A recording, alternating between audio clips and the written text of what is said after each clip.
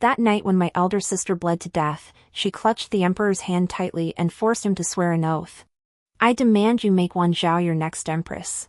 Then she placed the blood-stained infant in my arms, smiling faintly with her dying breath. "See? What your elder sister leaves you is not a cold relic. It is a living child." After that, I devoted every ounce of my energy, every action I took, to paving the way for the young prince. As the young prince knelt by my bed, sobbing for his mother in his final moments, I faintly recalled my sister's last, enigmatic words: "The system task is complete." My elder sister was dying. Midwives and imperial physicians knelt trembling across the floor. The emperor clutched her hand, his eyes terrifyingly red. "Qingxi, I command you not to die." She didn't look at him. Turning her head, she beckoned me with a flick of her finger. I rushed to the bedside, tears streaming down my face. "Wan Zhao," her voice was light as a feather, yet fell on my ears like 1,000 pounds, "hold him." Trembling, I took the tiny infant wrapped in the imperial yellow swaddling cloth. His eyes were closed, his cheeks still stained with blood. So soft, so hot. "Look," sister smiled, blood trickling from the corner of her mouth, "what I leave you isn't a cold relic, but a living child." My throat clogged, unable to speak, I could only shake my head frantically. "Sister, I don't want a child. I want you alive." But she couldn't hear me anymore. She turned her face toward the emperor, her gaze turning cold. Like a final burst of light before death. "Xiao Che." The emperor's body trembled. "I demand you make Wan Zhao your next empress." My sister spoke each word deliberately. "This is not a request. It is what you owe me." "Qingxi, have you lost your mind?" The emperor growled. "She is merely a mere servant." "She is my sister," sister interrupted, her voice faint. "My only sister in this world. You promised me one wish. This is my final wish." The emperor stared at her, veins bulging on his temples, knuckles turning white. After a long moment, he ground out through clenched teeth, "Agreed." My sister seemed to be drained of all strength in an instant, collapsing limply. Yet she still struggled to raise her hand, pulling the plain silver hairpin from her hair. It was the one I had secretly made for her when she came of age, saving up 3 months' worth of my allowance. Blood-stained, the cold pin pierced my hair bun. Her fingers brushed my shoulder blade, where a deep scar remained, left when I shielded her from bandits at 16. Her gaze drifted into emptiness as she murmured, "The system task is complete." Her voice was faint, audible only to me, pressed against the bedside. I froze. Before I could process it, my elder sister's hand went limp. Her eyes remained open, fixed on me, yet seemed to gaze through me toward some distant place. "Sister!" My shrill cry erupted simultaneously with the infant's wail. The emperor closed his eyes. When he opened them again, all emotion had vanished. He rose to his feet, towering over me and the crying infant in my arms. "From this day forth, you are the legitimate daughter of the Jiang family of Jiangnan, and my new empress. Wan Zhao is dead." He fixed his gaze upon me, enunciating each word deliberately. "You are Wan Zhao." Outside the hall, a blood-red moon hung in the pitch-black night sky. I clutched the child in my arms, his warm breath tickling my neck.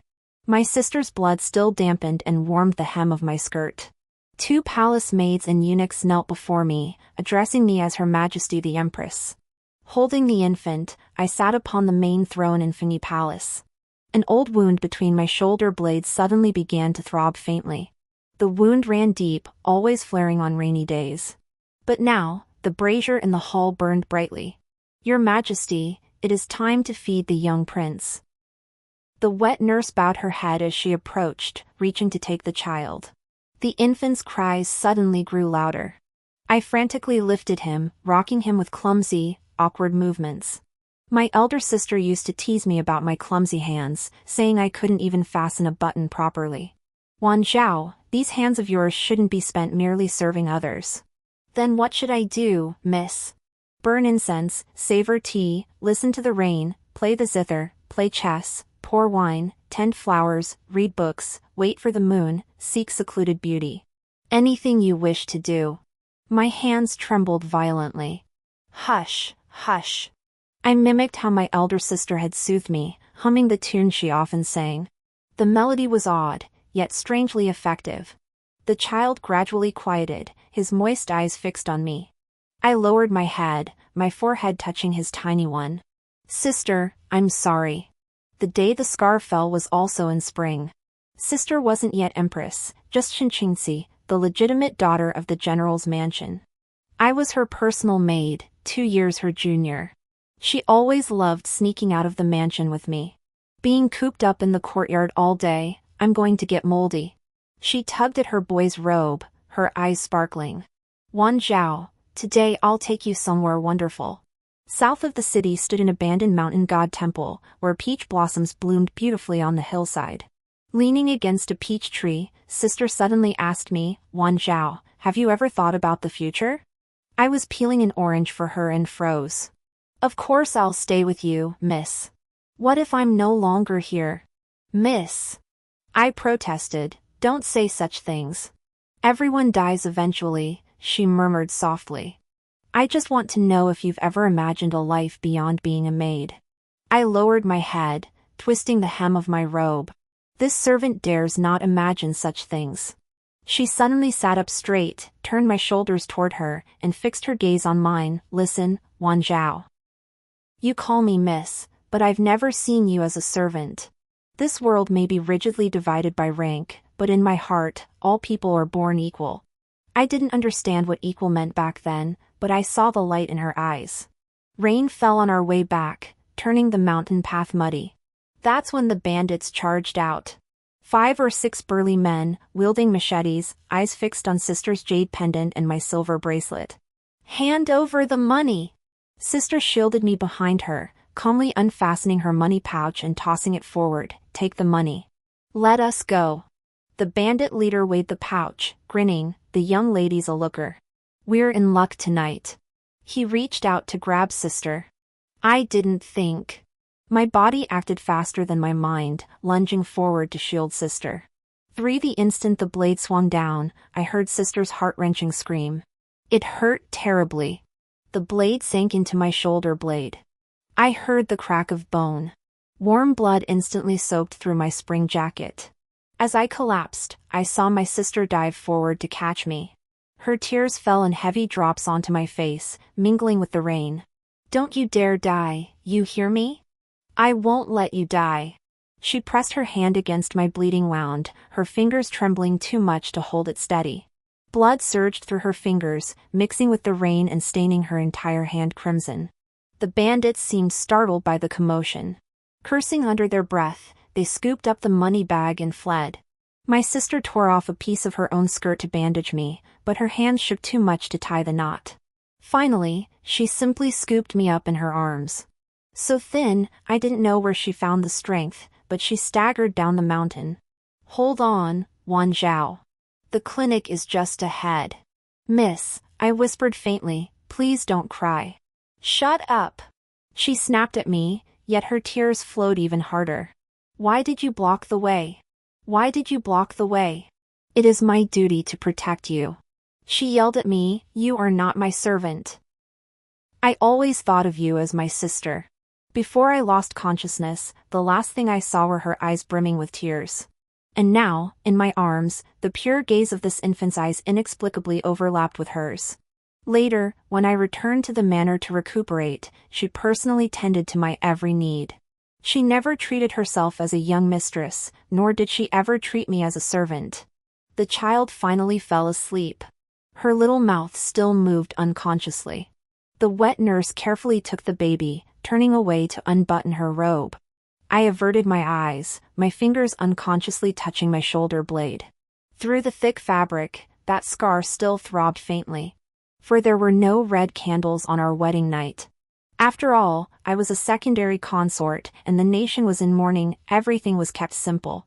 When the emperor entered the hall, the scent of ink from the imperial study still clung to him. He stood before me, gazing at me for a long time. So long that I thought he might see another person's shadow through my face. Look up, he said. I lifted my face to meet his gaze. Xiao Chei's eyes were deep, now reflecting the candlelight, churning with anguish. He reached out, his fingertips nearly touching my cheek before pausing. Then he laughed, bitterly. You are not her. He withdrew his hand, his voice icy. No matter how well you pretend, you are not. My heart sank, yet I felt strangely light. This servant has never sought to resemble anyone. He stared at me, then suddenly asked, Do you know why I agreed to her? I remained silent. Xiao Che turned away, gazing out at the deep night beyond the window. Because she said, Wan Zhao is the only person in this world I can entrust with my son. The chamber fell silent, the crackling of the candle flames audible. I gave you the Empress's position. I gave you a child. His back was to me, his voice devoid of emotion. What have you given me? I knelt, my forehead touching the floor. I will treat the prince as my own flesh and blood. I will protect him and see him grow up safely. Xiao Che slowly turned, a storm churning in his eyes. What gives you the right? Because my elder sister trusted me. I met his gaze, speaking each word deliberately, because my elder sister entrusted the child's life to me. We stared at each other across the distance. The flickering candlelight cast shifting shadows on the walls. After a long moment, the storm in his eyes gradually subsided. Remember your words. He walked toward the palace door. Before stepping out, he said, The child's childhood name shall be ACI. The palace doors opened and closed. I collapsed onto the floor, my palms drenched in cold sweat. ACI. My sister's childhood name. 5 On the 7th day after my sister's passing, I went to her palace. She left behind few possessions. A few old garments, some jewelry, and several books she often leafed through. I had them all stored in a side hall of Feni Palace, occasionally visiting to sit among them. I discovered that notebook on ACI's 3rd birthday. I was sorting through my sister's belongings in the side hall, looking for something to give ACI as a birthday gift. At the bottom of a faded brocade box, I felt the hard cover of a book. A blue-bound, thread-stitched notebook, its cover blank. I flipped to the first page, and familiar handwriting met my eyes. To Wan Zhao, if you see this notebook, it means I am no longer here. Do not cry. Listen to me first. I collapsed into a chair, my hands trembling so violently I could barely hold the notebook. My elder sister had prepared for this long ago. She knew she would die. You may not understand these words yet, but please remember them. First, do not let ACI eat honey before he turns 5. Second, when he begins his education at 7, choose his tutor with utmost care, especially avoid anyone surnamed Zhou. Third, if unrest stirs in the northern border, immediately dispatch General Li Chongshan to defend it. Don't ask why. Fourth, and most crucial, Wan Zhao, don't shoulder everything alone. When necessary, use Xiao Che's guilt toward me. The writing paused here, the ink slightly smudged. I know this is cruel, but within these palace walls, survival matters above all else. Finally, that system. Never mind. You wouldn't understand. Just consider it a dream of mine. Turning to the last page, I froze. The page was blank, yet under the candlelight, faint imprints became visible. Leaning closer, I made out the words, Mission Objective, Alter Jiang Wanzhao's Fate, completed. Below, in even smaller, barely legible characters, Cost, my life. The candle crackled. I closed the book, my chest heaving violently. My elder sister's final, cryptic words suddenly exploded in my ears, System mission completed. Sister. What did you hide from me? 9 The moment ACI turned 5, memorials from the former dynasty began arriving. Their content was largely similar, the legitimate imperial prince has reached the age of 5 and should commence his education. Commencing his education wasn't the issue. The issue was who would teach him. When Xiao Che tossed several memorials before me, I was trying on a newly made spring robe for ACI. The child stood still, stretching his little arms so I could measure the sleeve length. Take a look. Xiao Che's voice betrayed no emotion. They all want this position. I scanned the memorials. Grand Tutor Zhou, Grand Tutor Lin, Grand Tutor Wang. All were influential ministers, backed by different factions. My gaze lingered briefly on the words Grand Tutor Zhou. Beginning education at 7 requires careful selection of tutors, especially avoiding those surnamed Zhou. My sister wrote 7. But Asiai is only 5 now, and these men can't wait. What does your majesty think? I set down the measuring tape and had the wet nurse take Asiai to play. Xiao Che stared at me. I asked you. I paused, then walked to the window. Outside, a few peach blossoms had bloomed, their delicate pink petals dotting the branches. Asiai is still young, I said. Might we delay his formal education for another year? Reason? A child's nature is still unfolding. Forcing structure too early could be counterproductive. I turned. The late empress once said 7 was the most suitable age for formal instruction. Xiao Che's expression shifted. Did she say that? She did. I remained composed. My elder sister had indeed spoken those words. She said childhood should be left to be childhood. Xiao Che leaned back in his chair, his fingers tapping the tabletop. But the former court couldn't wait. Especially Grand Minister Zhou, a veteran of 3 reigns, a man of great virtue and prestige. If he personally requests it, I cannot refuse. Grand Secretary Zhou. Grand Tutor Zhou's father. My heart sank. Your Majesty. I stepped before him and knelt. Your servant begs you, at least wait until Asiai turns 6. He looked down at me. Give me a reason I cannot refuse. I lifted my head. Because Asiai still needs his mother now. Xiao Che froze. After his first education, he'll move to the prince's residence. Grand Tutor will oversee his upbringing entirely. He'll only be allowed to see his birth mother twice a month. My voice trembled. Your Majesty, when my elder sister entrusted the child to me, he was just born. These past 5 years, I've raised him day by day. Do you intend to separate us now? Xiao Che stared into my eyes, for a very long time. So long I thought he might erupt in anger. Rise. He finally spoke. I didn't move. I said, rise. I slowly stood up, my knees weak. I will intervene with Grand Minister Zhou. He walked to the writing desk, dipped his brush in ink, and wrote, but no longer than a year. Once his 6th birthday passes, he must begin his education. Thank you, Your Majesty. I bowed my head.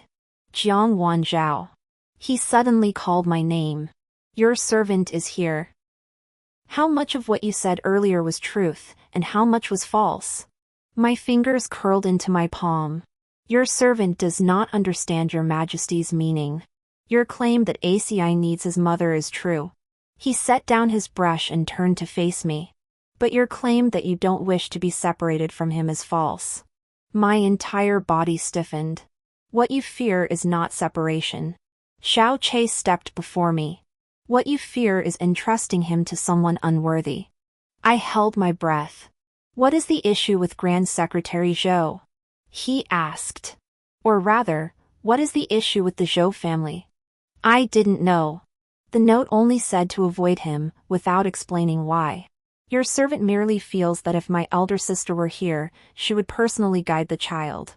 I avoided his gaze. The choice of tutor must be made with utmost caution.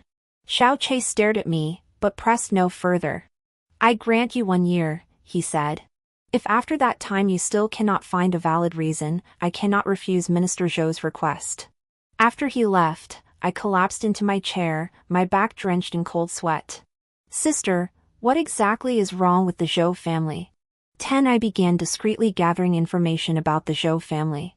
Through eunuchs procuring goods for the imperial household department, through noblewomen entering the palace to pay respects, through the old palace attendants serving Xiao Che. Fragmented pieces of information slowly came together. Grand Secretary Zhou, a veteran of 3 reigns, with disciples and former subordinates spread throughout the court and the realm. His son, Zhou Yinyu, currently the Vice Minister of Rights, was also the most highly touted candidate for Grand Tutor. The Zhou family appeared to be part of the upright faction, but in reality, their network of marital ties was complex. They were related by marriage to the northern frontier commanders and had dealings with salt merchants from the south. But such connections were commonplace in official circles. They weren't reason enough to warrant being strictly avoided. Until that day, when I overheard two old maids chatting under the eaves. I hear the Vice Minister Zhou's wife is ill again? You bet. It's been 3 years now. She was perfectly fine one day, then just went mad. They say it started when she gave birth to their young master. Shoo! Keep your voice down. This isn't something to be spoken of lightly. My heart skipped a beat.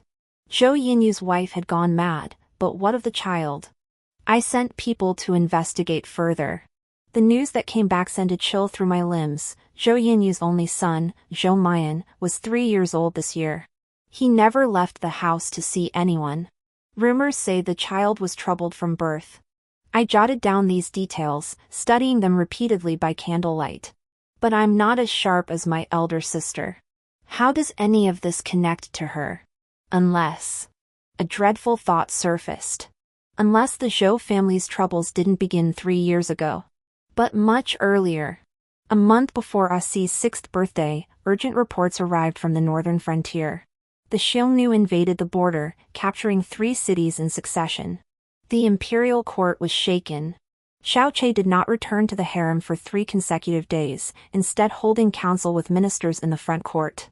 The tension was palpable, even felt within the harem. On the 4th night, he came to Funi Palace.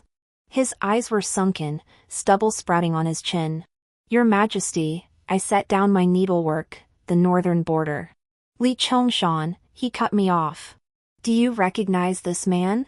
My heart skipped a beat.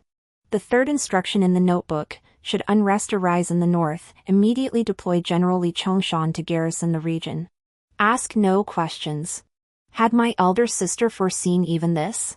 This humble servant does not recognize him. I steadied my voice. Is he a military commander? Xiaoqi fixed me with a piercing gaze. Truly unfamiliar? How could a woman confined to the palace recognize officials from the provinces? I lowered my eyes. Why does your Majesty ask? He remained silent for a long while. During today's court deliberations, someone recommended Li Chongshan. He said, this man has long garrisoned the southwest and is unfamiliar with the northern frontier. Yet his proponent claims he spent 3 years there in his youth and knows the terrain. Isn't that excellent? The problem is, fewer than 5 in the entire court know of this. Xiaoqi stepped closer. Even I only learned it today. My palms grew sweaty. Who recommended him? Someone you'd never imagine. Xiaoqi's smile held a trace of sarcasm. Zhou Yinyu. Zhou Yinyu recommended Li Chongshan? My mind was in turmoil. The letter said to avoid the Zhou family. Yet Zhou Yinyu was doing what my elder sister wished. Does your Majesty intend to appoint Li Chongshan? I asked. I am considering it. Xiaoqi turned away, but I am more curious why Zhou Yinyu recommended him. That night, Xiaoqi did not leave. He slept on the outer couch while I stayed in the inner chamber with ACI. The child slept soundly, her tiny hand clutching my finger. I lay awake, staring at the canopy until dawn. Sister, how many schemes have you truly set in motion? Are the Zhou family friends or foes? And who exactly is Li Chongshan? 3 days later, an imperial edict arrived. Li Chongshan was appointed commander of the northern frontier, to assume his post immediately. Half a month later, triumphant news reached the court. General Li had launched a surprise attack on the Xiongnu's supply lines, forcing the enemy back 300 li. The court resounded with praise. Zhou Yinyu was rewarded for his recommendation, and Xiaoqi publicly commended him for choosing the right man. The matter seemed perfectly resolved. Yet unease grew heavier in my heart. It was too smooth. Smooth as if scripted long ago. On Asi's 6th birthday, Xiaoqi formally decreed during morning court, the legitimate crown prince, Xiao Qingjin, shall commence his education immediately. The selection of his grand tutor, however, remained undecided. Grand Secretary Zhou submitted another memorial, this time with even greater urgency. When Xiaoqi showed me the memorial, I was teaching ACI to write. The child's small hand gripped the brush, carefully forming each stroke the character for a person. Grand Secretary Zhou says that if I do not decide soon, he will personally enter the palace to teach the prince. Xiaoqi's voice betrayed no emotion. He is a veteran of 3 reigns. I may disregard my own face, but I must honor the face of the late emperor. I released ACI's hand and let the child go play. Has your majesty decided? Do I have a choice? He gave a cold laugh. Half the court is made up of Zhou's disciples. I fell silent. Sister, you only told me not to choose the Zhou family. But you never told me how to protect ACI without choosing them. What if someone could prove the Zhou family is unfit to teach the crown prince? Xiao Che raised an eyebrow.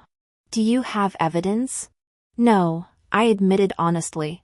But I can find it. Find it? He laughed. Jiangwan Zhao, you're just a woman confined to the palace. What could you possibly find? I lifted my eyes to meet his. Your Majesty has always wanted to know what else my elder sister left behind, haven't you? His smile vanished. My elder sister said there are some things women can handle more easily than men. I spoke slowly, like uncovering certain secrets within the inner quarters. Xiao Che's expression shifted. What are you planning? Zhou Yinru's wife has been ill for 3 years. I continued, the timing of her illness is rather convenient. And what of it? What if that illness wasn't an illness at all? I whispered softly, what if that child wasn't born through a normal delivery? Xiao Che stared at me as though seeing me for the first time. Jiangwan Zhao, he uttered slowly, do you realize what you're saying? This humble servant does. I knelt. This humble servant begs His Majesty for 3 more months. After 3 months, if this humble servant finds no evidence, let Grand Secretary Zhou teach me a lesson. Xiao Che remained silent. The wind blew in through the window, carrying the warmth of early summer. ACI ran in the courtyard, his laughter clear and bright. 3 months, he finally said. I grant you only 3 months. Thank you, Your Majesty. But remember this. He leaned close, his voice hushed against my ear. If you fail, it won't just be ACI's future you lose. It will be your life. I knelt on the ground, my forehead pressed against the floor. This servant understands. 3 months. Every day, I felt eyes watching me from behind. Xiao Che kept his word, truly granting 3 months. In court, he cited the crown prince's frail health requiring further recuperation to postpone the tutoring matter once more. Grand Secretary Zhou submitted no further memorials. But the Zhou family began their maneuvers. First, the Imperial Household Department. The provisions for Fengyi Palace suddenly started going wrong. 3 tenths less ice arrived for summer, and the candied fruits ACI loved vanished entirely. When I inquired, the eunuch steward knelt and kowtowed, Your Highness, please forgive us. There was a mix-up in procurement. Which procurement? Eunuch Zhou. Zhou. I waved him away. That night, I pored over the ledgers, calculating each entry. ACI lay across my lap, tilting his face up. Mother, why won't you let them send ice? It's so hot. I stroked his head. Because Mother wants to teach you something. What is it? Some people give you things, but they don't truly want to give them. I whispered softly, they want to use these small things to exchange for something more important from you. ACI blinked, seeming to understand yet not fully grasping. Then what should we do? Refuse, I said. If it's hot, endure the heat. If you're thirsty, endure the thirst. But what rightfully belongs to you, not an inch of it should be relinquished. He pondered for a moment, then nodded firmly. Your Imperial Highness understands. The next day, I went to the Imperial Household Department myself. Without an entourage, I brought only 2 personal palace maids. The head eunuch, upon seeing me, was so startled he knocked over his teacup. Your Imperial Highness, why have you come personally? I've come to see what sort of mess could cause the Crown Prince's provisions to be missed for half a month straight. I sat down and opened the ledger. From today onward, I shall come at this hour every day. 1 mistake, and I shall investigate it. The chief eunuch's face turned ashen. 3 days later, the ice arrived, and the fruits arrived. An extra box of South Sea pearls was also delivered, said to be an apology to your highness. I had them sent back unopened. Tell eunuch Zhou, I instructed the young attendant delivering the pearls, this palace has no need for such things. I only demand what is rightfully mine. The young eunuch scrambled away, stumbling and crawling. That evening, Xiao Che arrived. He stood beneath the eaves, watching me teach Asiai to read the star charts. The child pointed at the Big Dipper, asking question after question, and I answered each one. You certainly keep your composure, Xiao Che remarked. I had the wet nurse take Asiai to bed, then turned to face him. What do you mean, Your Majesty? I heard about the Imperial Household Department matter. It's nothing. Nothing? Xiao Che raised an eyebrow. Do you know Eunuch Zhou is a distant great-nephew of Grand Secretary Zhou? I know, I said. That's precisely why I couldn't accept his pearls. Xiao Che stared at me for a long moment before suddenly smiling. Jiangwan Zhao, sometimes I truly cannot fathom you. Your Majesty need not fathom this servant, I lowered my eyes. You need only know that I am fulfilling my promise to my elder sister. The smile faded from his face. The Zhou family has begun to target you, he said. And this is only the beginning. This servant knows. Are you afraid? I lifted my eyes. Would fear help? Xiao Che remained silent. Wind rustled the palace lanterns beneath the corridor, casting shifting shadows across his face. What do you need this emperor to do? He finally asked. Your Majesty need do nothing, I replied. Just watch. 13 By the second month, whispers began circulating within the palace. They said Empress Jiang had been betrothed in Jiangnan before entering the palace. They said the Jiang family wasn't a noble house at all, but merchants by origin. They said the late empress had died under suspicious circumstances, perhaps. When the rumors reached Fini Palace, I was helping Asiai try on her autumn attire. The palace maid finished her report trembling, then knelt with a thud. Your Highness, please forgive me. I only heard it from others. Who said it? I demanded. Several matrons from the laundry bureau. The laundry bureau was the lowest-ranking place, yet its information was the most reliable. Investigate, I instructed my personal maid. Find out exactly where this rumor originated and who first spread it. 3 days later, the investigation concluded. It was an old woman surnamed Qian, a former maid in the dowry of Lady Zhou Yanru. 3 years prior, she had been exiled to the laundry bureau for dishonest hands. I personally went to the laundry bureau. Located in the far northwest corner of the palace, low-ceilinged and damp, the air thick with the scent of soapberries and mold. The matrons and eunuchs knelt in terror at my approach. Qian matron knelt foremost, trembling violently. Raise your head, I commanded. Slowly, she lifted her withered, sallow face, her eyes darting nervously. I hear you have some amusing tidbits about me. I paced slowly. Care to share? This servant dares not. Dare not? I halted. Yet I hear you speak quite animatedly. She began kowtowing. Your Grace, spare my life. This servant only heard it from others. It was. Who? Her lips trembled, unable to form words. I leaned close, whispering into her ear in a voice only we could hear, Your master has been mad for 3 years. Don't you want to know why? Nanny Qian jerked her head up, eyes wide. I'm giving you a chance, I said, straightening up. Tell me who put you up to this, and I'll ensure you leave the palace alive. Her face turned pale, then green, then pale again. Finally, her voice raspy, she said, it was Lady Li from the Zhou household. She sent silver to this servant every month, telling me to say what needed to be said within the palace. Whose agent is Lady Li? She was the wet nurse of the former Minister of Rights. Zhou Yinyu's wet nurse. I straightened up and surveyed the laundry bureau. Did you all hear that? Dead silence filled the courtyard. Transmit this imperial decree, I raised my voice. Qianshi spread slanderous rumors and defamed the empress. She shall receive 30 strokes of the cane and be expelled from the palace. As for the Zhou household, I paused. I shall personally question the wet nurse of Minister Zhou. Where did she obtain such vast sums of silver? I never actually went to the Zhou residence. But the word spread. The next day, Zhou Yinru submitted a memorial of apology, stating, "My household servants were poorly disciplined, disturbing the imperial procession, and requested a 6-month reduction in his salary as punishment." Xiao Che handed me the memorial and asked, "Satisfied?" "Not satisfied," I said. "I want to see Lady Zhou." Xiao Che frowned. "She's been mad for 3 years. What good would meeting a madwoman do?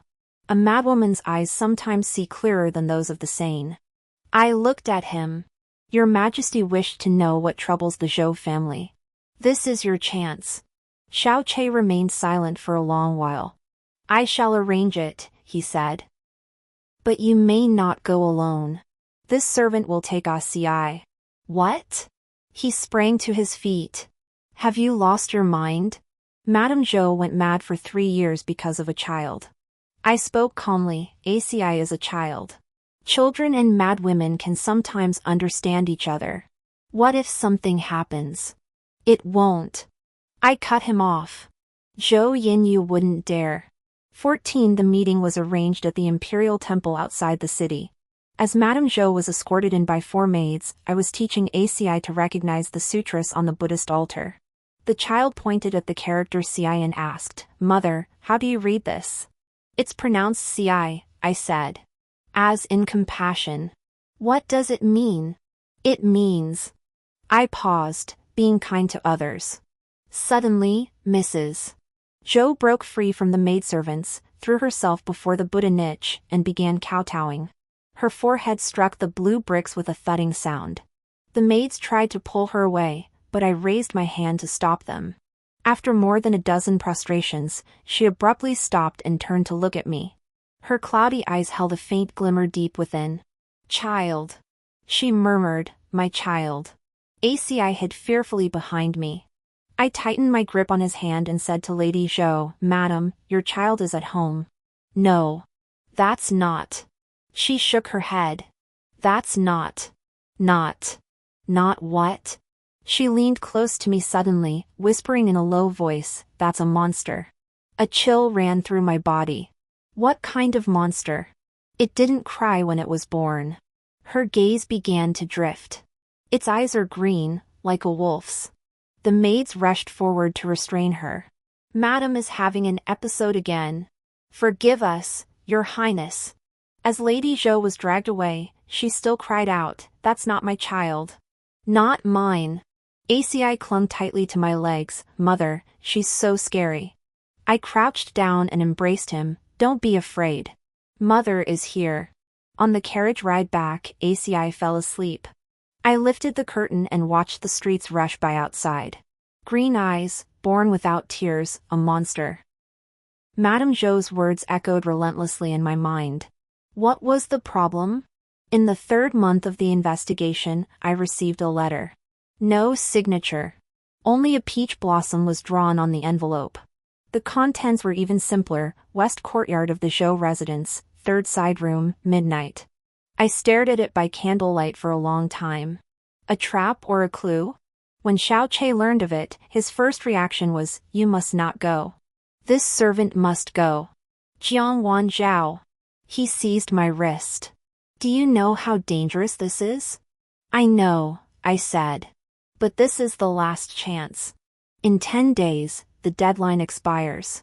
He stared at me, his eyes bloodshot. "If something happens to you, what about ACI? That's why Your Majesty must help me." I pulled my hand free. "If I haven't returned by the 3rd quarter of midnight, please lead men to surround the Zhou residence." Xiao Che's hand froze midair. After a long moment, he smiled bitterly. "You've calculated even this." "It's not calculation," I lowered my head. "It's a gamble." "What are you betting on?" "That my elder sister won't harm me. That the clues she left behind are genuine clues." Kneeling on the ground, I bowed my head and pleaded, "I beg Your Majesty to grant this request." 15 At midnight, I changed into palace maid's attire and slipped out through a side gate. The western courtyard of the Zhou residence was quiet. The door to the 3rd side room wasn't locked, it opened with a gentle push. No lamp was lit inside.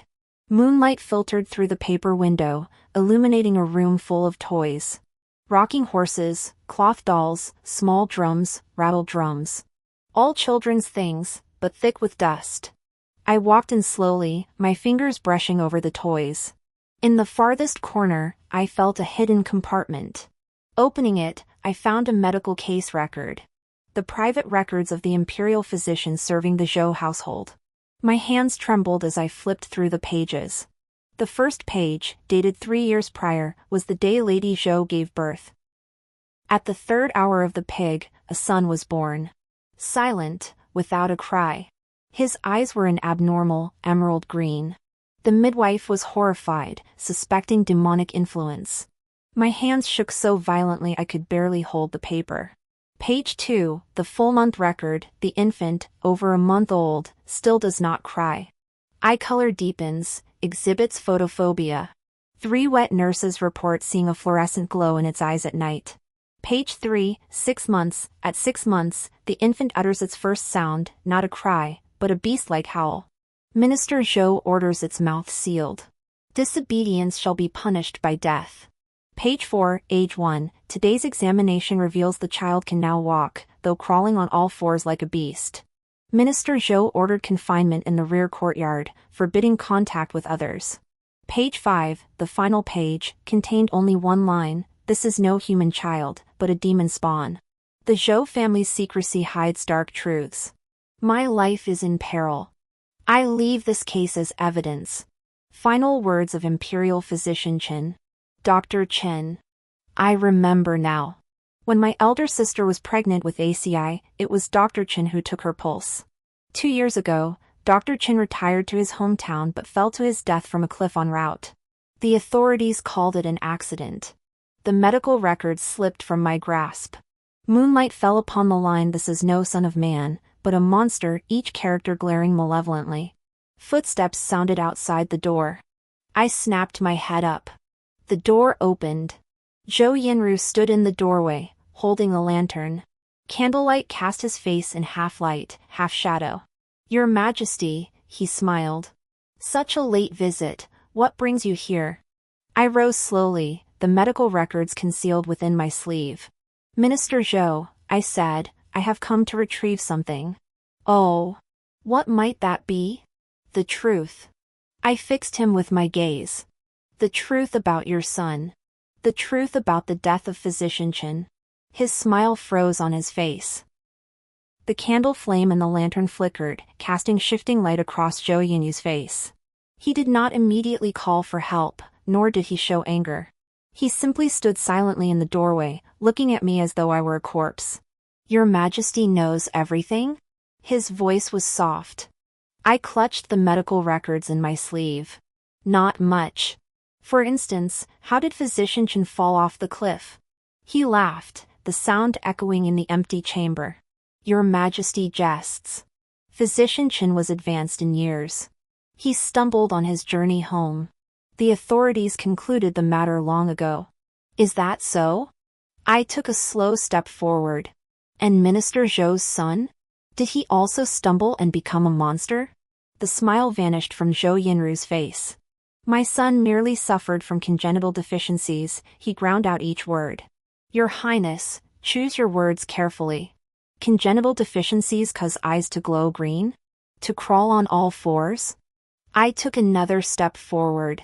Minister Zhou, the medical records state plainly, this is no human child, but a monstrous abomination. His pupils contracted sharply. You have the medical records. Not only do I have them, I said, I have read them. Only the sound of our breathing filled the side chamber. 16 The moonlight outside the window grew dimmer as clouds obscured the moon.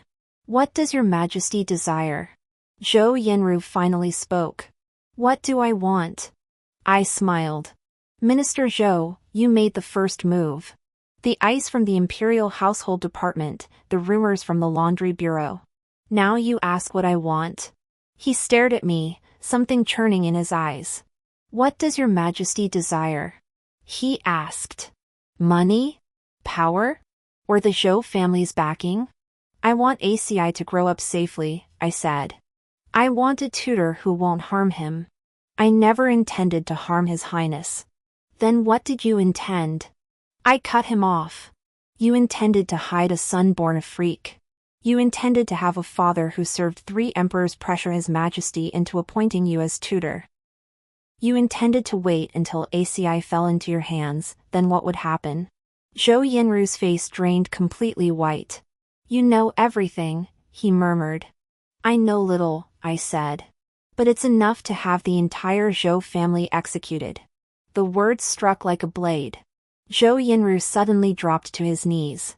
Your Highness, he pressed his forehead to the ground. I have my reasons. I remained silent.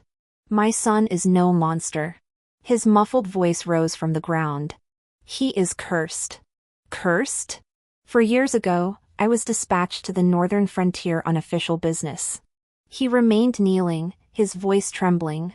Passing an ancient battlefield, locals warned of malevolent spirits.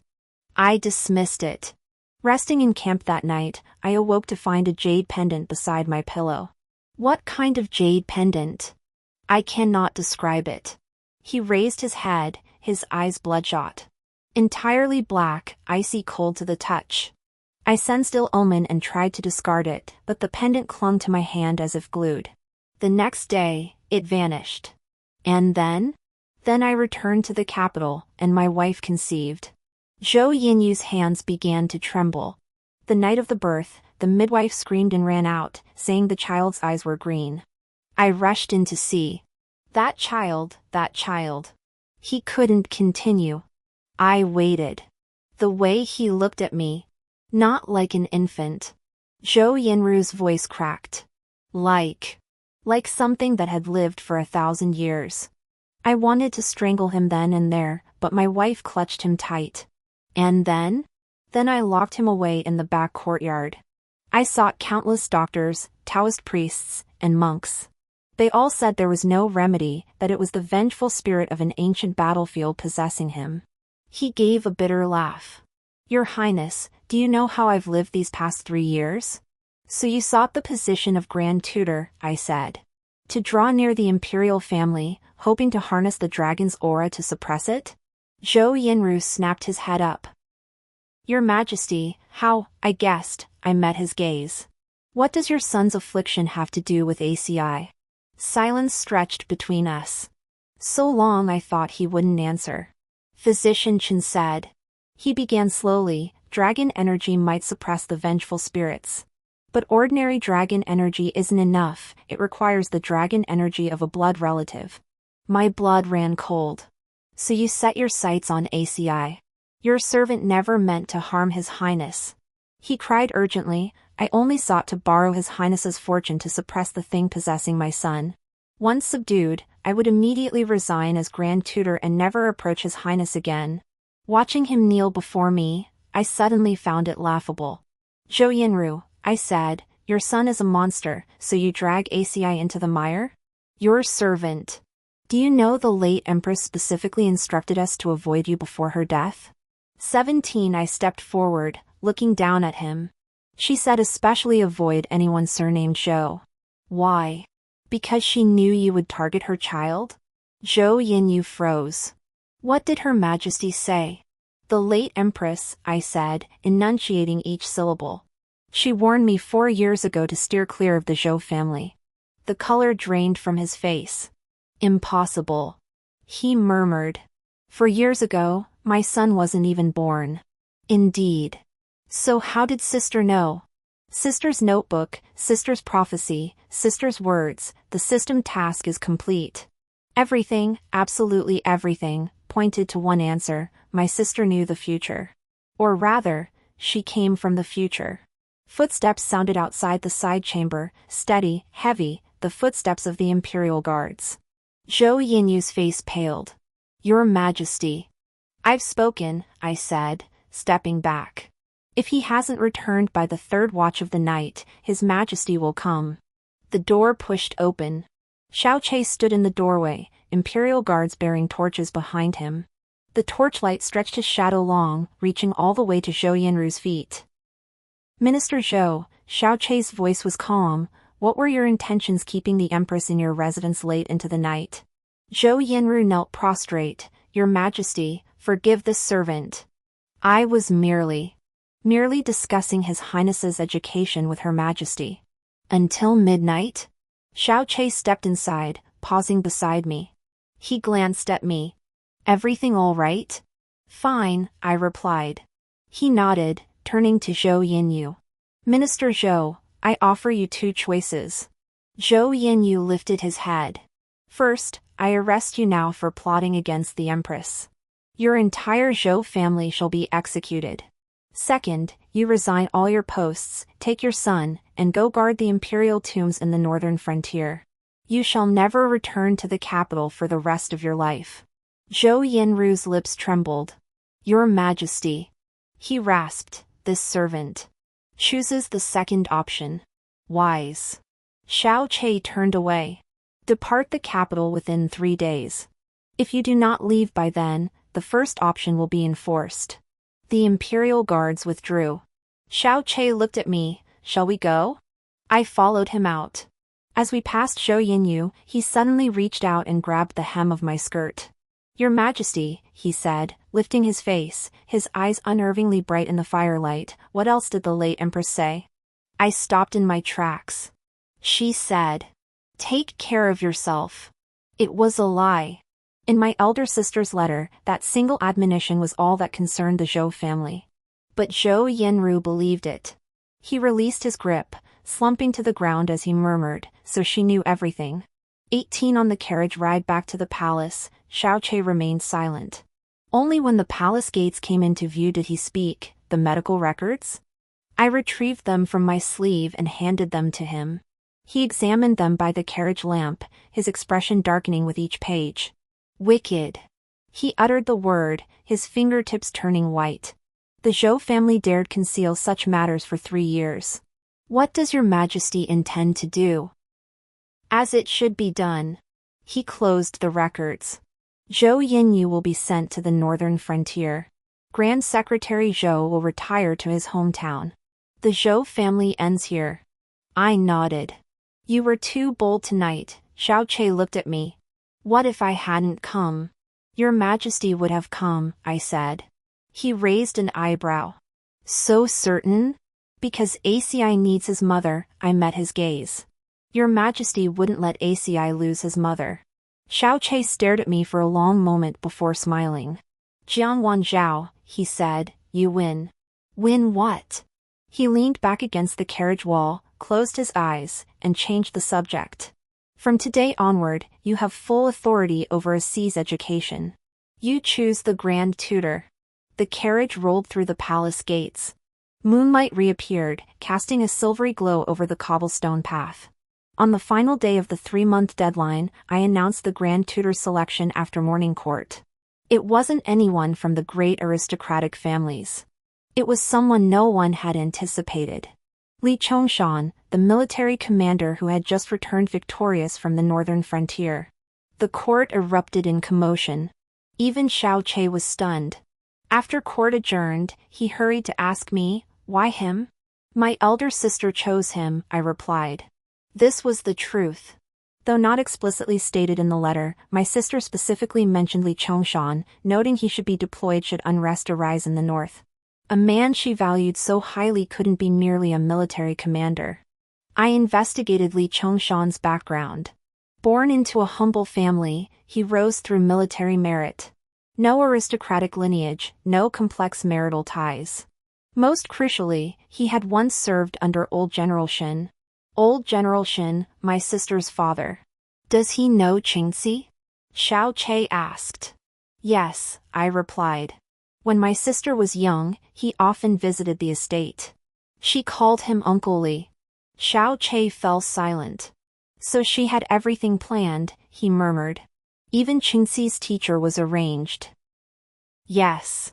I said, my sister arranged everything she could.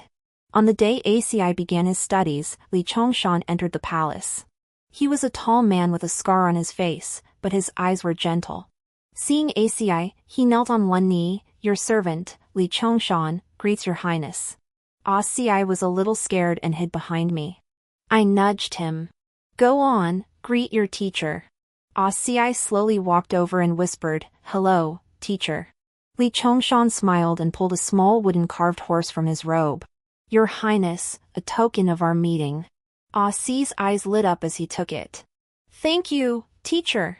That afternoon, I watched from outside the window as Li Chongshan taught Ah Si to recognize characters. He taught with great patience, and Ah Si learned earnestly. Sunlight streamed through the window lattice, bathing the old man and the child in a warm glow. I turned away, not wanting to disturb them. The scar on my shoulder blade no longer hurt. But somewhere deep inside, a faint ache began to stir. Big sister. You arranged everything so meticulously. Did you know all along that your time was short? 19 That night, I went alone to the side hall. Opening my sister's notebook, the faint handwriting remained, mission objective, alter Jiang Wanzhao's fate, completed. Cost, my life. Sister, I whispered, though I know not what you truly did, my mission has only just begun. Outside the window, the night watchman's gong sounded. The third watch. A new day had begun. ACI had studied under Li Chongshan for 2 years. At 8 years old, he could already recite the Analects in its entirety, write neat regular script, and simulate the simplest military formations on a sand table. After each lesson, Li Chongshan would come to report to me. Your Highness possesses remarkable natural talent, he would invariably report, though his brow would furrow slightly. Only what? I would ask. He is too kind-hearted, Li Chongshan would choose his words carefully. Yesterday, when I spoke of warfare being the art of deception, Your Highness replied, deception is not the way of a gentleman. When I said, one must employ the enemy's own methods against them, Your Highness countered, but are enemies not human too? I set down my teacup. Outside the window, cicadas chirped in waves, louder and louder. Summer had arrived. Does the general consider this a flaw? In times of peace, it is a virtue, Li Chongshan said, looking at me. But within the palace walls, in this court.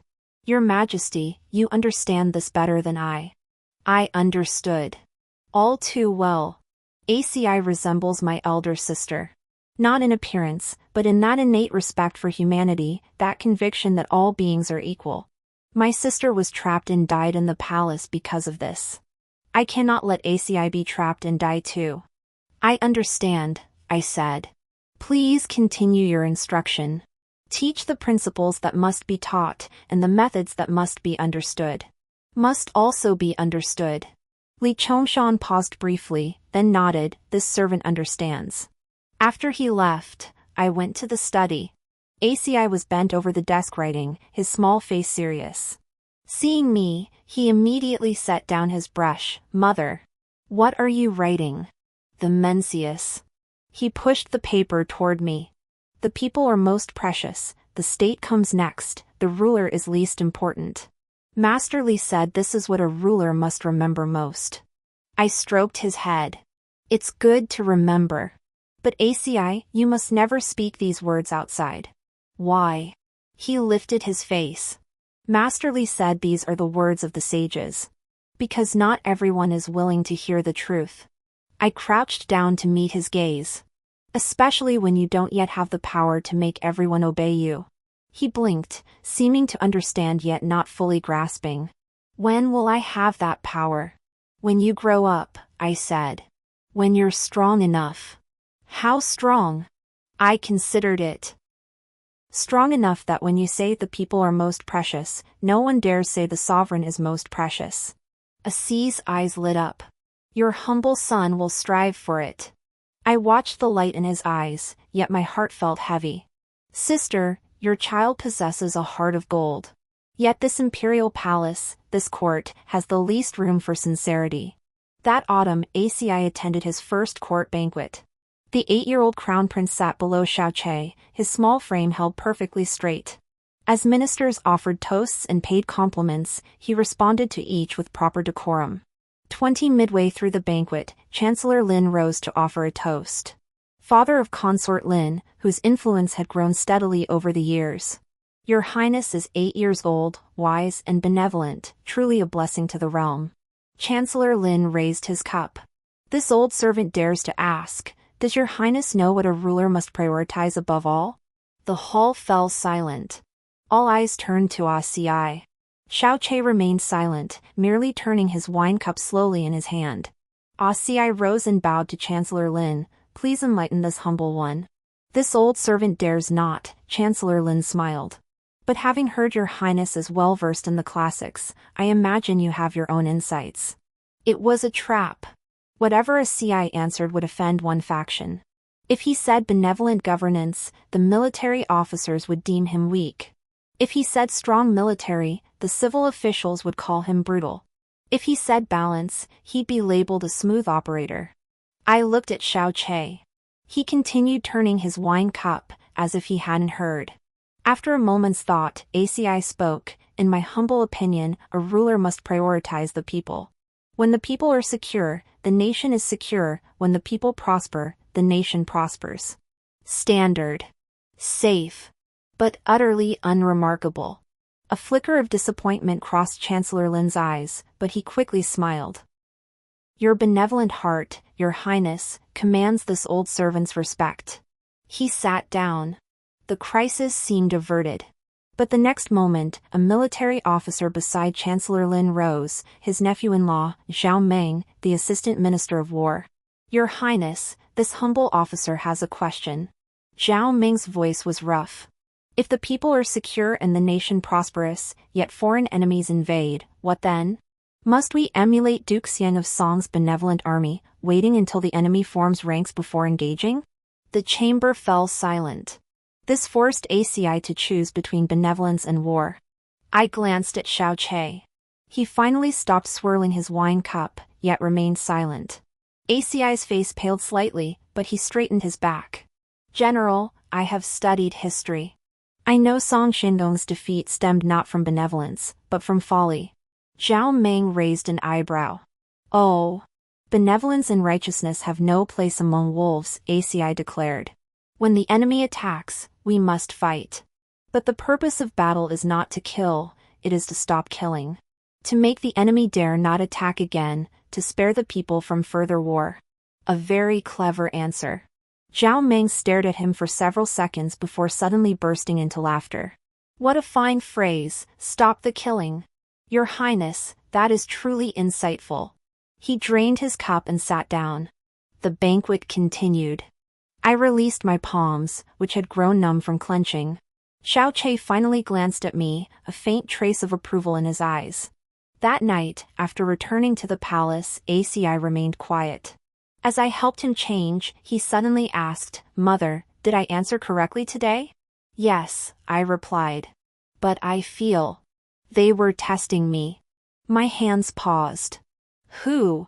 Chancellor Lin, General Zhao, Ci lowered his head. And father. I pulled him close.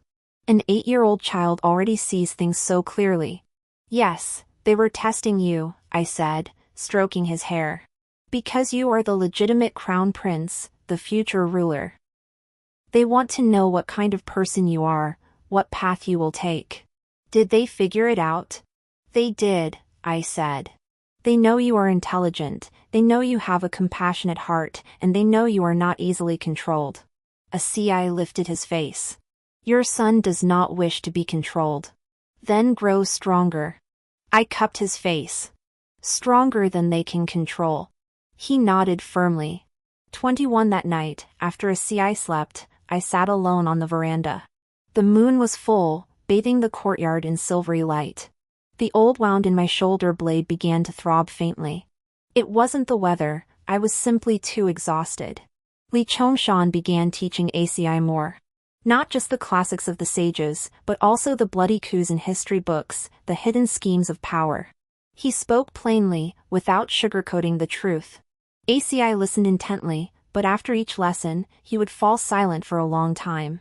One day after class, he came to ask me, Mother, Master Li said the Xuanwu Gate incident was unavoidable.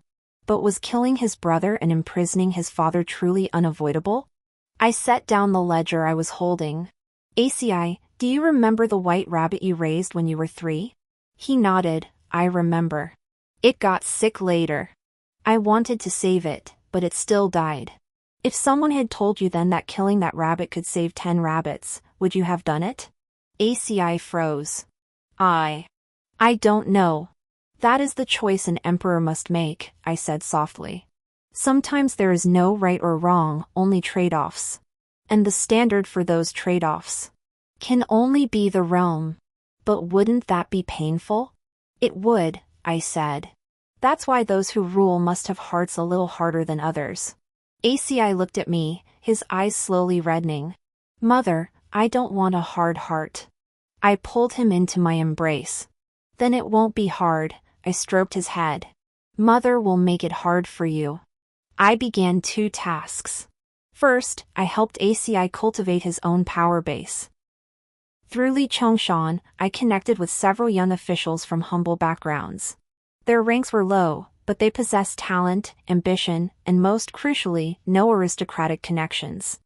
I arranged for ACI to chance upon them regularly, in the imperial gardens, in the library, listening as they spoke of the people's hardships and local governance failures. ACI listened intently, sometimes even asking questions. Those officials were timid at first, but when they realized the young prince genuinely sought truth, their courage grew. Second, I began investigating the Lin family. Chancellor Lin's influence was too vast.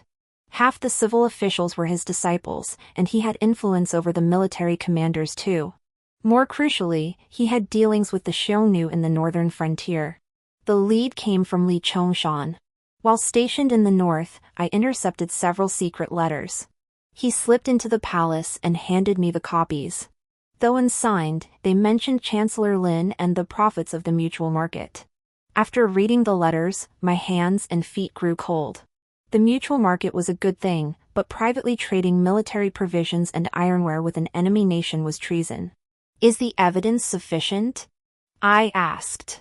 Not entirely, Li Chongshan shook his head. These letters only prove someone is colluding with the enemy, not directly implicating Minister Lin. Moreover, I suspect someone within the court is aiding them. Who? Zhao Meng, formerly the Vice Minister of War, has now been promoted to minister. Li Chongshan lowered his voice. He is Minister Lin's niece's husband. Military supplies for the northern border are now under his control. I see. The Lin family wants money, Zhao Meng wants power, the Xiongnu want supplies. 3 parties colluding, each getting what they need. 22 Does your majesty know? I asked. Li Chongshan fell silent. That meant he knew, but couldn't act. The Lin family's influence was deeply entrenched. Without ironclad proof, touching one thread would set off a chain reaction.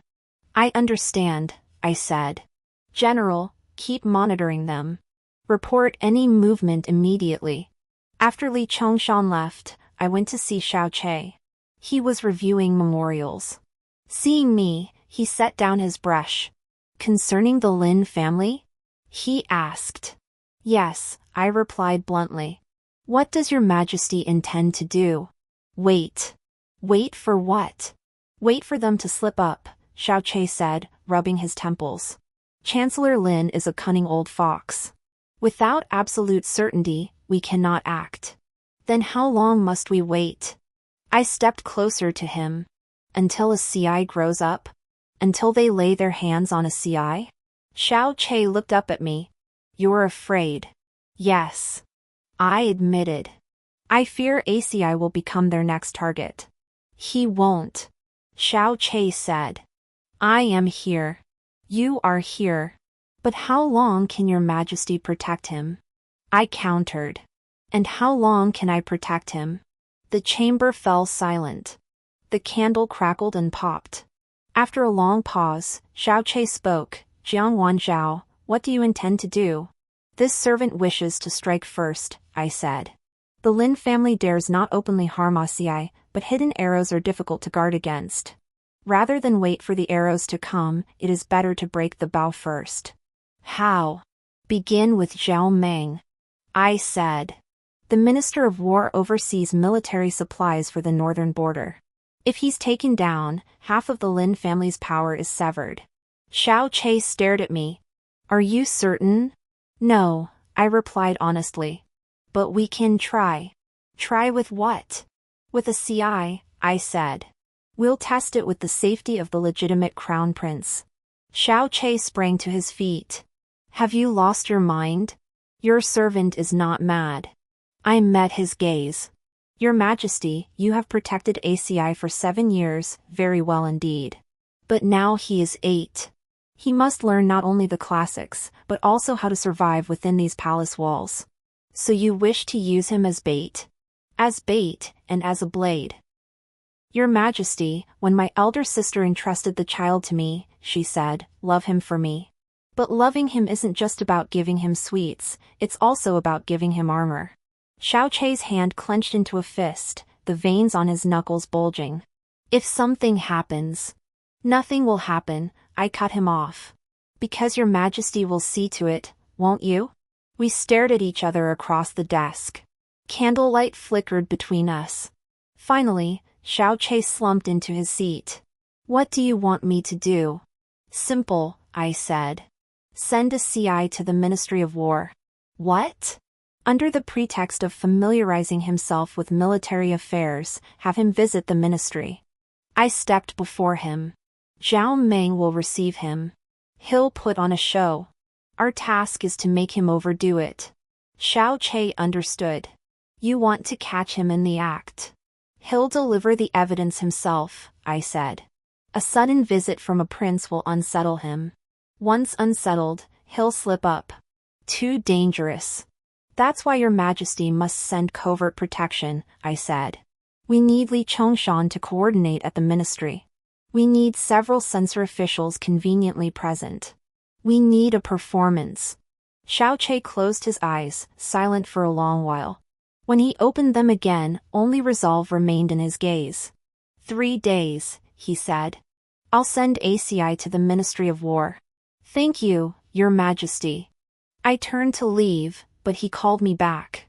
Jiang Wanzhao. I looked back. If this fails, his voice was soft, I will not forgive you. I smiled.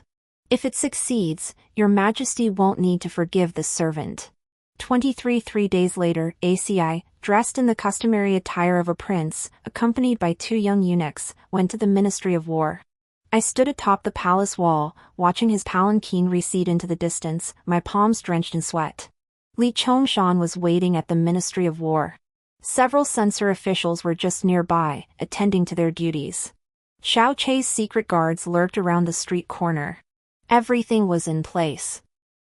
Now it was up to Zhao Meng to play his part. An hour later, a CI returned. His small face was a little pale, but his eyes sparkled. Mother! He rushed over the moment he entered the hall. The Ministry of War is so big.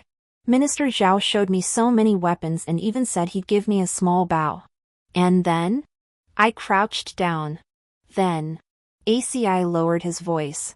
Your son saw a letter in his study that hadn't been put away yet. It had a red seal on it, looked like a wolf's head. The seal of the Xiongnu royal family. I held ACI tighter, my heart pounding like thunder. What else? Master Li just happened to come in to report on military affairs. When he saw that letter, his face changed. A CI continued, Minister Zhao hastily hid the letter, but Master Li remarked, this seal looks familiar. That very afternoon, the censor's memorial was submitted. It accused Minister of War Zhao Meng of illegally harboring foreign documents in his official quarters, conduct highly suspicious. Emperor Xiao Chei flew into a rage during court and ordered a thorough investigation. Zhao Meng was suspended, with Li Chongshan temporarily taking charge of the Ministry of War. Before the Lin family could react, Li Chongshan had already sealed Zhao Meng's study with his men. The items uncovered far exceeded expectations. Not only were there secret letters to the Xiongnu, but also ledgers documenting embezzled military pay, records of arms trafficking, and several confidential letters exchanged with Chancellor Lin. Though the letters made no explicit mention of treason, they referenced the benefits of the northern frontier and a 50-50 split. This was enough to cost Zhao Meng his head and deal a crippling blow to the Lin family. On the day Zhao Meng was imprisoned, Chancellor Lin entered the palace to plead for mercy. Xiao Chei refused to see him. I chance met him in the imperial garden. The old chancellor knelt outside the imperial study. When he saw me, a flicker of hatred passed through his cloudy eyes. Your Majesty has skill, he rasped. What does the chancellor say? I cannot understand, I halted. Zhao Meng brought this upon himself. What has it to do with me? How did an 8-year-old child happen to see that letter? Chancellor Lin fixed his gaze on me. And how did a censor happen to be present? I smiled.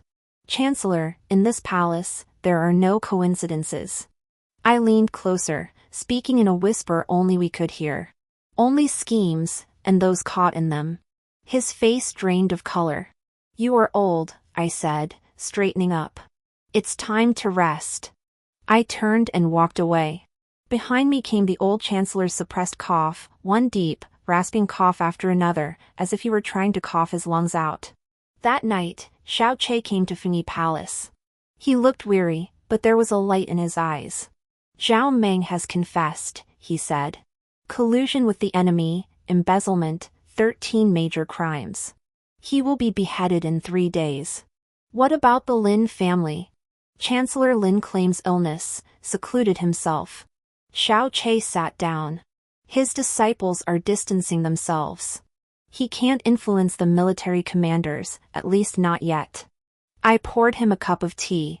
A CI handled this well. Xiao Che took the tea but didn't drink. But he's too young. He shouldn't be entangled in this. He already is, I said. From the day he was born, he's been entangled. Xiao Che fell silent. Jiang Wan Zhao. He suddenly called my name. Your servant is here. You've changed. He looked at me. You're becoming more and more like her.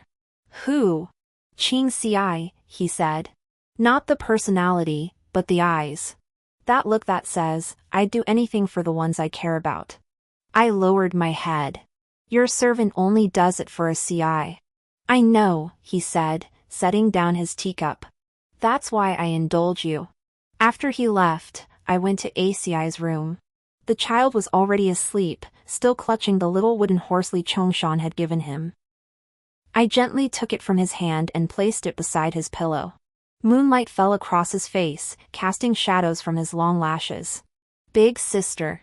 It seems I'm starting to become the person you never wanted me to be. To protect ACI, I've learned to scheme, to harden my heart. I don't know if this is good or bad. But this path, I will walk to the end. I will guard ACI well, until the day I can walk no more. 24 When winter's first snow fell, I began coughing up blood. At first, it was just a speck of red on my handkerchief when I rose in the morning. I paid it no mind. These years have been filled with too much worry.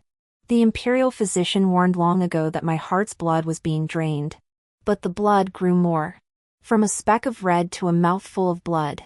From occasional coughs to coughing all night long. Xiao Che sent the head physician of the Imperial Medical Academy. After taking my pulse, the old man knelt on the ground, trembling like a sieve. Your Highness. How much time do I have left? I set down the blood-stained handkerchief, my voice steady. The chief dared not lift his head. If your Highness can rest peacefully, perhaps. Perhaps you might hold on until next spring. Next spring. 4 more months. Watching the snow drifting outside the window, I remembered my elder sister's final days, also in a winter like this. Enough, I said. The chief froze. Your Highness? 4 months. That's enough. I wiped the blood from my lips. If a single word of today's pulse reading leaks out, your entire family will be buried with me. The head physician scrambled away, stumbling and crawling. I must accelerate my plans. Though the Lin family's strength has been weakened, a centipede with 100 legs remains formidable even in death. Chancellor Lin secludes himself, yet his disciples still hold court. His daughter, the former imperial consort Lin, remains within the palace walls. This woman, I had never touched her. Not because I couldn't, but because I didn't want to stir the snake from its grass. But now, I had no time left. The 8th day of the 12th lunar month. The palace banquet. Consort Lin happened to be seated directly below me. She had aged considerably over the years, yet her gaze remained sharp.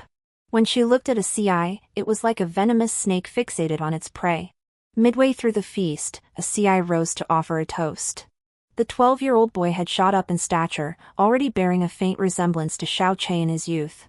Holding his wine cup, he approached Consort Lin. "Your Highness, please."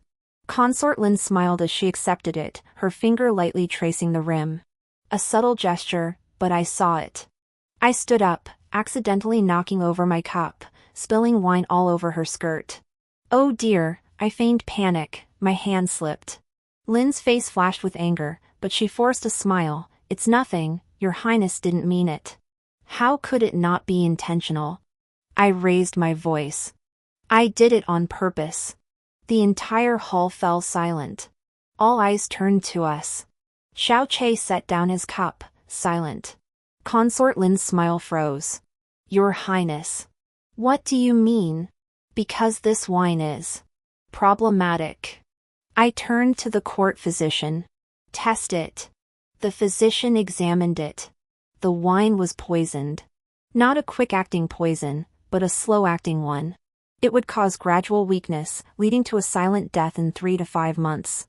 Empress Dowager Lin slumped in her chair, her lips trembling. "No.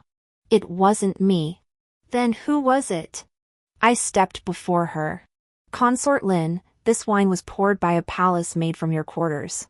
You touched the cup yourself. Everyone in this hall witnessed it. Someone framed me." She screamed. "Your Majesty! I am innocent." Xiao Che stared at her, his gaze icy. "The imperial consort is tired," he said. "Escort her back to her palace. Without my command, she is not to step outside the palace gates." This was house arrest, and a death sentence. As Consort Lin was dragged away, she still shouted, "Jiang Wanzhao. May you die a horrible death.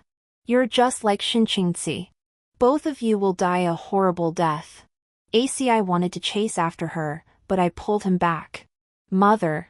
His eyes reddened. "Why did she want to harm me?" "Because she hates," I stroked his head. "Hates you, hates me, hates your elder sister." "Why?" "Because of jealousy," I said. "Jealous that your elder sister won your father's heart, jealous that I gained custody of you, jealous that you are the legitimate crown prince." ACI seemed to understand yet not understand. 25 that night, Xiao Che came. He stood outside my bedchamber, not entering. "There was no poison in the wine, correct?"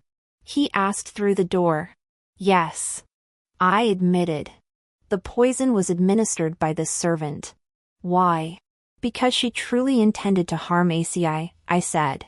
She just hadn't found the opportunity yet. This servant helped her bring that opportunity forward." A long silence fell outside the door. "Jiang Wanzhao," Xiao Che's voice was faint, "just how many more things? Are you hiding from this emperor?" I approached the door but did not open it. "Your Majesty," I said, "I am dying. Before I die, I must clean up what needs cleaning." The sound of fists pounding against the wall echoed outside. "I forbid you to die." I laughed. Laughed until I coughed up blood. A handkerchief pressed against my mouth. When I lifted it, it was stained crimson. "Your Majesty." I leaned against the door, slowly sliding to the floor. "Back then, you said the same thing to my elder sister. You said you wouldn't let her die. But she still died." Silence fell outside the door. Only the sound of snow falling, rustling softly, like someone's sigh. I summoned Li Chongshan. His eyes reddened the moment he saw me. "Your Majesty, you. My time is short." I waved him to sit. "General, I require 3 promises from you." Li Chongshan knelt on one knee. "Your Majesty, speak." "First, protect ACI until he turns 18. This servant swears on his life. Second, should anyone in the court seek to harm ACI after my death, be it remnants of the Lin clan or other noble houses, you shall purge them for me." This servant obeys. Third. I paused. "If ACI ever seeks to do something you deem wrong, do not stop him. But watch over him. Keep him from straying onto the wrong path." Li Chongshan looked up. "Your Majesty, His Highness is benevolent and kind." He would never. "Benevolent rulers often meet their end earliest," I cut him off. "I would rather he be ruthless than follow in my elder sister's footsteps." I left the sentence unfinished. Li Chongshan understood. This servant comprehends. I dismissed him and summoned the officials from humble backgrounds. Over these years, they had risen through the ranks, becoming the first group of confidants to ACI within the court. I instructed each of them individually, conveying everything that needed to be said. The last I met with was the Minister of Rights, whom I had spent 3 years promoting from Vice Minister. Minister Liu, I looked at him. Next spring, ACI will turn 13. It is time to discuss his marriage. Minister Liu bowed. Does your Majesty have a preferred candidate? I do. I said, the eldest daughter of the Su family from Jiangnan, Su Wanqing. Minister Liu froze. The Su family is indeed a distinguished lineage, but they've declined in recent years. That's precisely the point, I replied. A family too powerful breeds overbearing imperial in-laws. The Su family may be waning, but their heritage remains, and their reputation is unblemished. Most crucially, their daughter is exceptionally well-bred. But what about His Highness? I shall speak with him myself, I waved him off. You may withdraw. Prepare for the matchmaking next spring. The wedding shall be the year after. Minister Liu withdrew. Once more, I stood alone in the chamber. I walked to the window, gazing out at the world blanketed in white. Sister, I will find a worthy wife for your child. A woman like you, cultured and refined, yet resilient. 26. The third matter was the most difficult. I had to tell ACI the truth. I chose an afternoon when the snow had ceased. ACI had just returned from his study, his nose frozen bright red. I had him sit on the heated bed and warmed his hands. ACI, I said, Mother has something to tell you. He lifted his head. What is it? It's about your birth mother. ACI's eyes widened slowly. I began from the start. From who Shinqingzi was, to who I am. From the maid Shenwan Zhao to Empress Jiang Wanzhao. From my secret love for his father, the emperor, to my later desire to protect him alone. From my efforts to eliminate the Zhou family for him, to bring down the Lin family, to now. Mother is dying, I said. ACI's face paled gradually. No. He shook his head. The imperial physician said you were just exhausted. The physician lied. I stroked his face. Mother has been coughing up blood for 3 months. He seized my hand abruptly, his fingertips icy cold. Why? Why didn't you tell me sooner? Because Mother still had things to do, I whispered softly. ACI, listen. After Mother dies, you will grieve, but you must not grieve for too long. You are the future emperor. You have no time for sorrow. Tears rolled from his eyes. No. He sobbed, Mother, don't die. Your son won't let you die.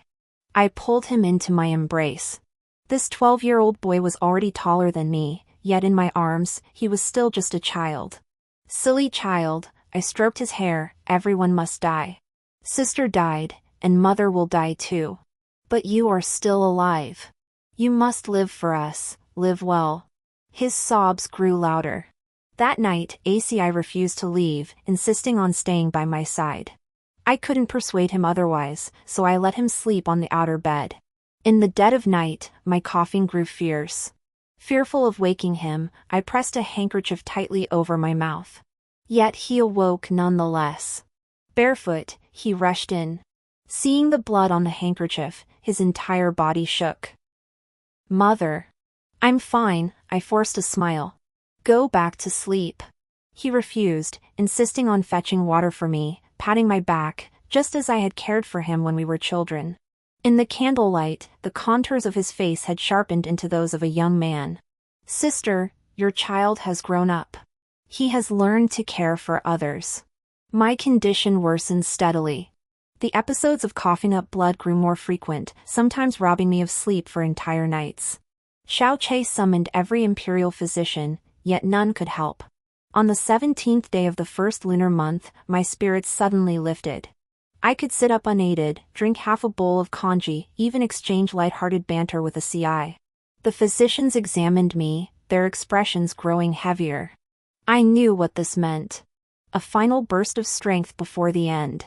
A CI didn't understand, rejoicing like a child. Mother is better. Mother is getting better. I stroked his head. Yes, mother is better. That afternoon, I sent a CI to the Imperial study to read. He didn't want to go. I said, mother wants to rest. With you here, I can't sleep. Only then did he leave, glancing back every few steps. I had a palace maid help me dress. I donned the imperial crimson robes of the empress and fastened a plain silver hairpin. The figure in the mirror was pale, yet her eyes shone brightly. You may all withdraw, I said. The maids retreated. Then I walked to the soft couch by the window and lay down. Outside, the sunlight was warm and pleasant, bathing my body in its glow. I closed my eyes. It felt as though I had returned to that spring. Wan Zhao! Hurry! Miss, please slow down. I can't keep up. Who said you could just follow? I told you to come with me. Along the mountain path strewn with falling peach blossoms, two girls ran one ahead of the other. The one in front turned back with a smile, while the one behind panted heavily in pursuit. Miss, where are we going? To see spring. Shinqingxi spread her arms wide and spun around. Wan Zhao, look! How wonderful spring is! How wonderful spring is! Flowers, wind, sunshine. And my sister. Wan Zhao, remember this. Shinqingxi suddenly stopped, looking at me earnestly. No matter what happens in the future, no matter where you are, always remember, you are a living, breathing person. You are not anyone's possession. I don't understand. You will understand someday. She took my hand. Come, I'll show you a place. We ran to the mountain top. Below lay vast peach blossom groves, pink and white like a sea of clouds.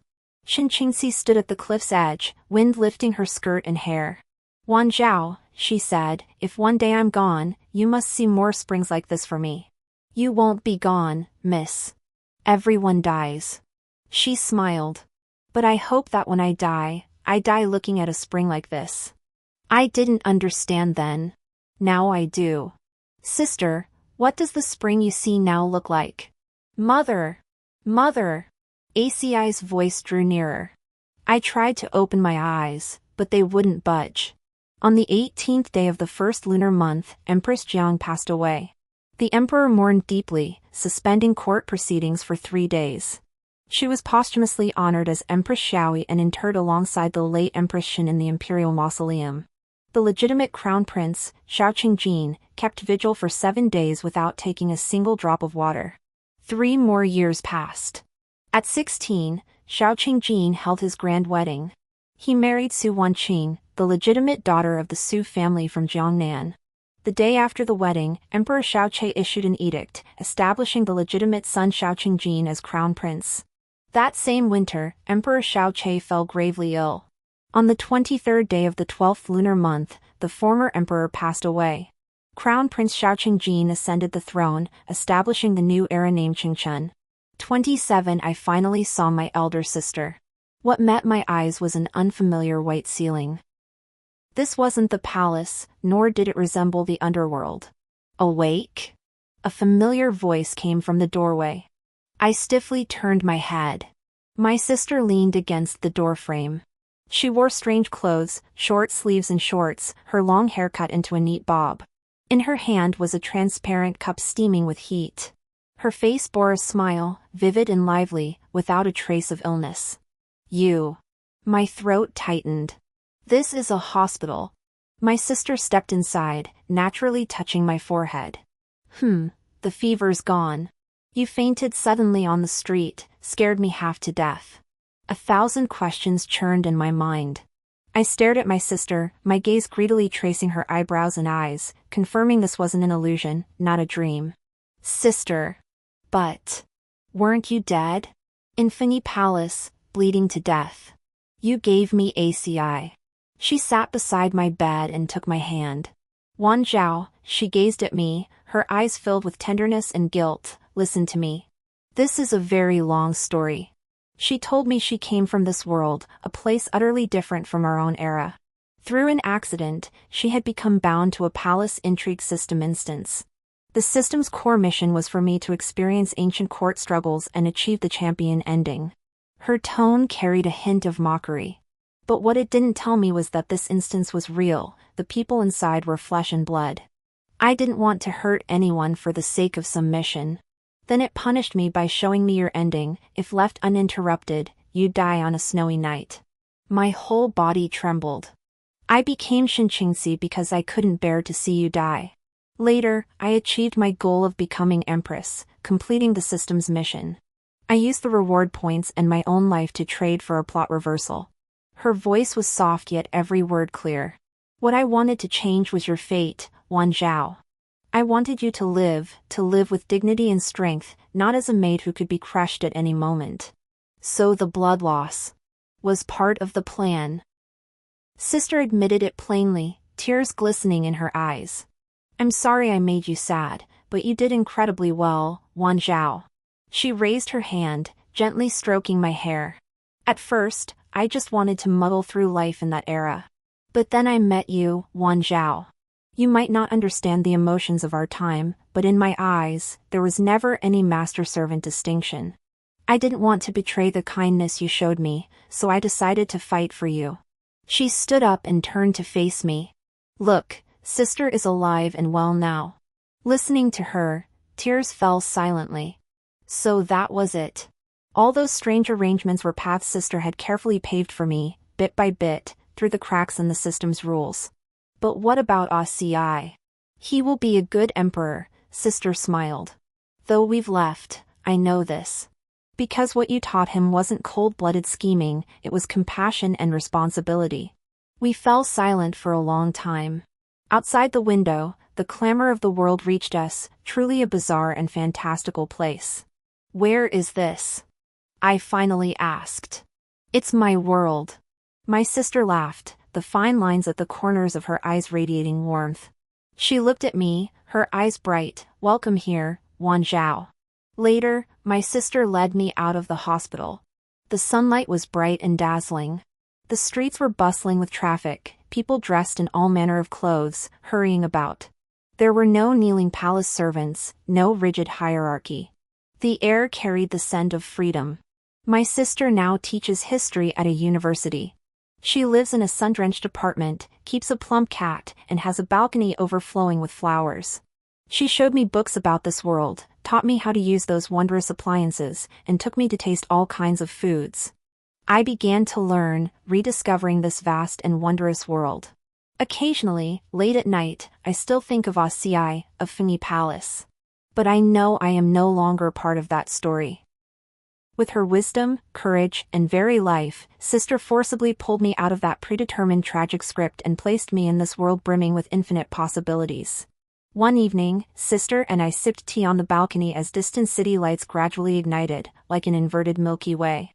Sister, I asked, if you hadn't come back then.